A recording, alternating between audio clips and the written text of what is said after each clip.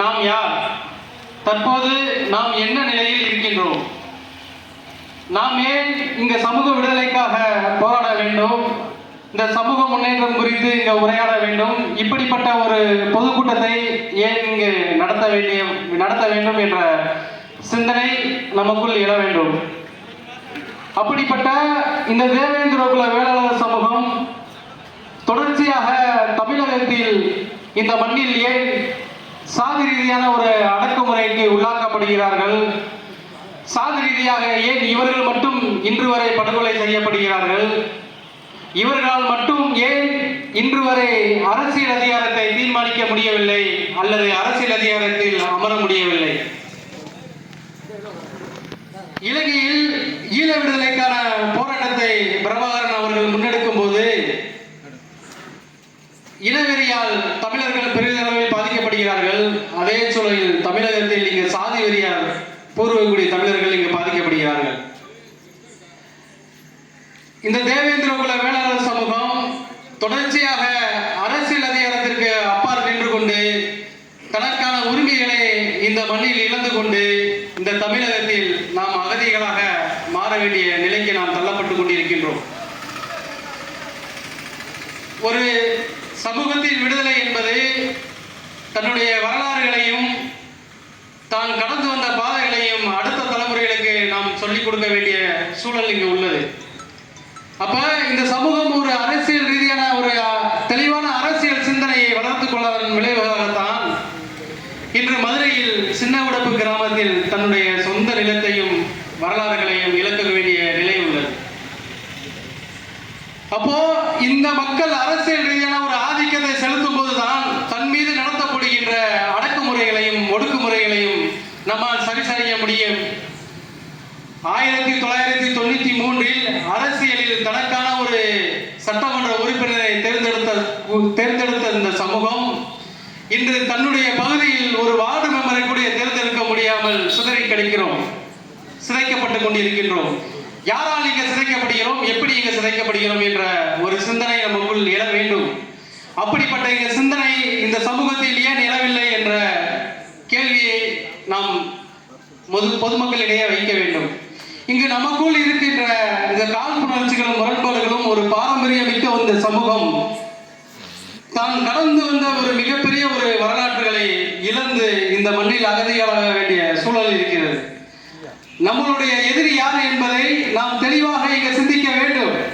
நம்முடைய எதிரி நம் வீட்டில் பக்கத்திற்காரர்கள் இல்லை. உன்னுடைய விடுதலைக்காக போராடக்கூடிய இந்த இயக்கத்தை சார்ந்தவர்களோ இந்த தேவேந்திரகுல வேளாளர் சமூகத்தை சார்ந்தவர்கள் இல்லை. உன்னுடைய எதிரி உனக்கான உரிமையை இங்கு மறுக்கப்படும், உன்னை ஆட்சி அதிரத்தில் அமர விடாமல் தடுப்பான். அவன்தான் உன்னுடைய எதிரி. உனது உரிமைக்காகவும் உன்னுடைய அரசியல் விடுதலைக்காகவும் போராடக்கூடிய உன்னுடைய சமூகத்தை சேர்ந்தவன் உன்னுடைய எதிரி இல்லை என்பதை இந்த பொதுக்கூட்டத்தின் வாயிலாக உங்களிடம் சொல்கின்றேன் உறவுகளே. அப்போ இங்க அரசியல் அதிகாரத்தில் நாம் இல்லாமல் இருக்கும் போது 3% இடஒதுக்கீட்டை அருந்திய சமூக மக்களுக்கு கொடுக்கிறார்கள். அதனால் நமக்கான ஏற்படக்கூடிய விளைவுகளை இன்று வரை இந்த தேவேந்திரகுல வேளாளர் சமூகம் உணர வேண்டும். சாதாரணமாக ஒரு 3% இடஒதுக்கீடு தானே நாம் என்று கடந்து செல்லும் போது இன்று இருக்கக்கூடிய அனைத்து அரசு வேலைகளும் யாருக்கு செல்கிறது என்றால் 18% முழுமையாக அருந்திய சமூக மக்கள் அனுபவித்துக் கொண்டிருக்கின்றார்கள் உறவுகளே. அப்ப அந்த இடஒதுக்கீட்டின் விளைவுகளும் இடஒதுக்கீட்டின் பாதிப்புகளும் ஏன் இந்த தேவேந்திரகுல வேளாளர் சமூகம் உணரவில்லை? அப்ப அது குறித்த விழிப்புணர்வுகளை இங்கு யார் ஏற்படுத்துவது?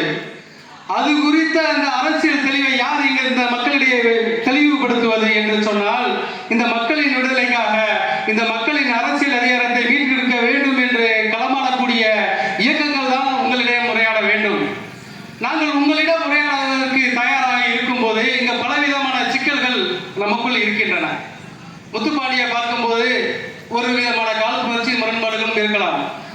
அண்ணன் மதிப்பிற்குரிய எழுத்தாளர் தமிழ்மரனை பார்க்கும்போது இந்த சமூகத்தில் பலவிதமான முரண்பாடுகளும் காழ்ப்புணர்ச்சியும் இருக்கலாம். அதே போன்று அண்ணன் வையவனவனை பார்க்கும் போதும் இந்த முரண்பாடுகளும் காழ்ப்புணர்ச்சிகள் இருக்கும். அதே போன்று அண்ணன் கரிவாளர் மன்னரை பார்க்கும் போதும் காழ்ப்புணர்ச்சியில் முரண்பாடுகள் இருக்கும். இந்த பொதுக்கூட்டம் என்பது பசுபதி பாண்டியனின் வாழ்வையும் வரலாறுகளையும் பேசக்கூடிய பொதுக்கூட்டம். ஆனால் நாம் ஏன் இங்க தொடர்ச்சியாக இந்த மண்ணில் வீழ்த்தப்படுகிறோம் என்று சொல்லும் போது அண்ணன் தமிழ்மரன்